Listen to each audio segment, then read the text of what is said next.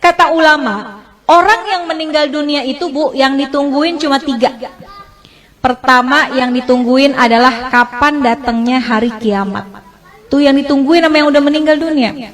Kalau orang yang meninggal dunia orang soleh, ahli ibadah, sekalipun wafatnya udah puluhan tahun, ratusan tahun, tapi ketika dia di dalam kubur rasanya kayak cepet banget, nggak terasa. Kenapa? Karena Allah berikan hadiah kuburnya menjadi taman-taman surga. Kita berharap kita bisa model kayak begitu.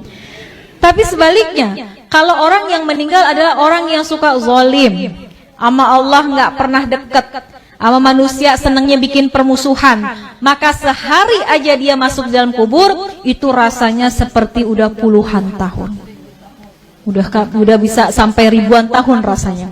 Maka orang yang ada dalam kubur yang meninggal dunia nungguin kapan sih datangnya hari kiamat. Orang baik pengen buru-buru cepat supaya bisa segera masuk dan menikmati keindahan surganya Allah Subhanahu wa ta'ala. Orang-orang sebaliknya, orang-orang yang jahat, yang zalim, pengen buru-buru juga datang hari kiamat.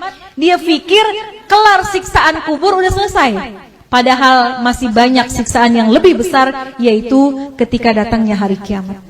Maka pertama, orang yang meninggal nungguin kapan datangnya hari kiamat.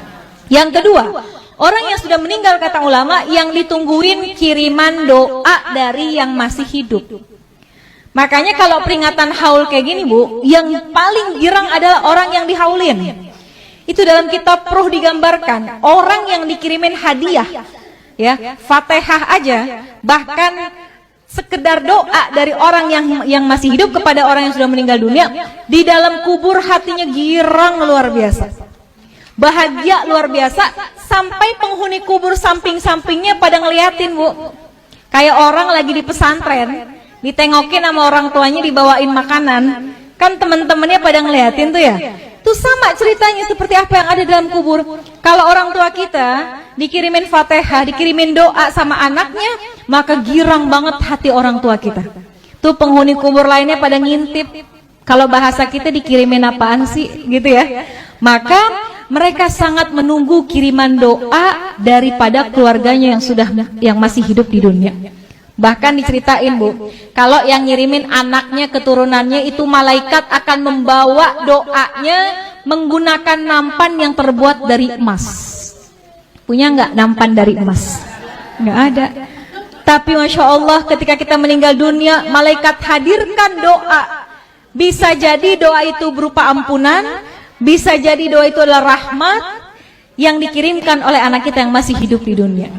Maka yang ditunggu-tunggu itu doa. Makanya Bu, kenapa kita penting banget punya anak yang ngerti agama, supaya ketika kita meninggal dunia, Fatihah nggak lepas dari lisannya.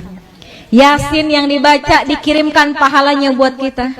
Kalau anak Bu ke orang tua, kalau kata guru saya, anak ke orang tua sekalipun nggak dia niatin khusus buat orang tua saya, sekalipun nggak disebut, pahalanya terus dialirkan oleh Allah kepada orang tua kita yang sudah meninggal dunia. Apalagi kalau diniatkan secara khusus.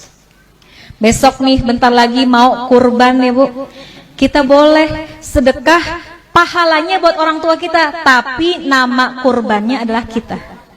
Kita kirimin deh, kita berkurban, pahalanya kita niatkan buat orang tua, itu tuh hadiah yang paling baik, yang paling bagus, yang ditunggu-tunggu sama orang tua kita yang sudah meninggal dunia.